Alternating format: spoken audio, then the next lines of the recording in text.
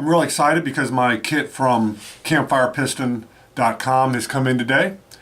We're going to go ahead and take it out of the little pouch here that it came in, and I'm going to show it to you. Kind of neat. It'll be awesome to add to my fire making kit that we highlighted in a previous video. I'll leave a link to that below. So let's go ahead and get this out of the bag and I'll show it to you. In the bag we have the instructions. We have a generous amount of char cloth, 4 extra O-rings, and of course the fire piston itself. 2-piece design, 1 piece with the O-ring, 1 piece with the cylinder there. They fit together and you make fire. Don't believe me? Keep watching. The way a fire piston works is you take a little bit of this char cloth or other type of tinder material. Char cloth's the best because it holds the ember for a little bit longer period of time, but you can use any type of fluffy tinder that catches easily. Anyhow, we've got char cloth here provided, so that's what we're going to use. You go ahead and you load the end of the piston there with just a little bit. We will lubricate the O-ring on the piston, insert it into the cylinder, and then with one quick motion what's going to happen is the piston's going to slide down into the cylinder, be pulled back out, and the ember is going to be lit. Because what we're going to be doing by compressing that air at a high speed is creating over 500 degrees, and that little piece of char cloth there is going to go ahead and ignite. I'm going to show you how that works. Let's go ahead and get the char cloth loaded into the piston. It doesn't take very much. I'll show you how that works. So I've got a small pinch of char cloth here. We'll go ahead and load it into the end of the piston.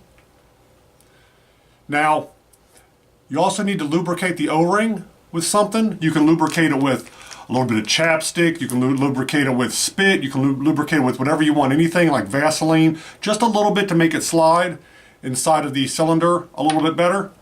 Let me see what I've got laying around here. Go ahead and lubricate that with,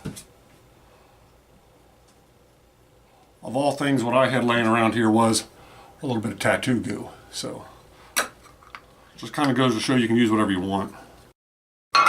Slide that out of the way. Now we'll go ahead and I'll show you how this is done.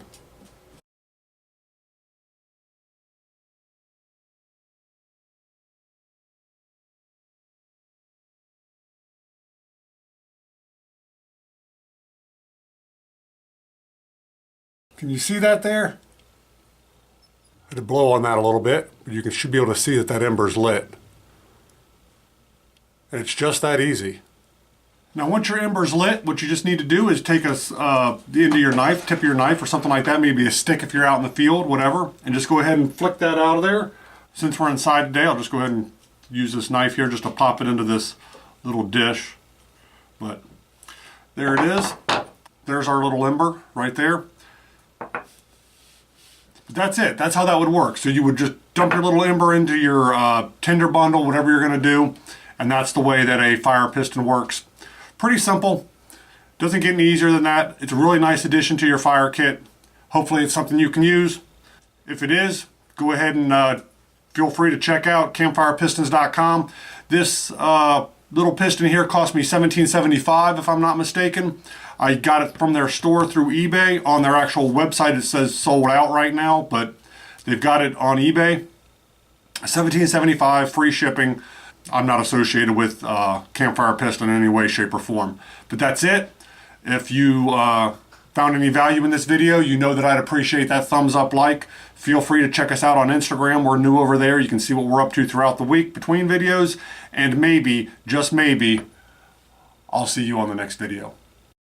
If you enjoy videos about the randomness of our amazing world, consider clicking on the globe to subscribe. Or maybe checking out one of the other videos right here.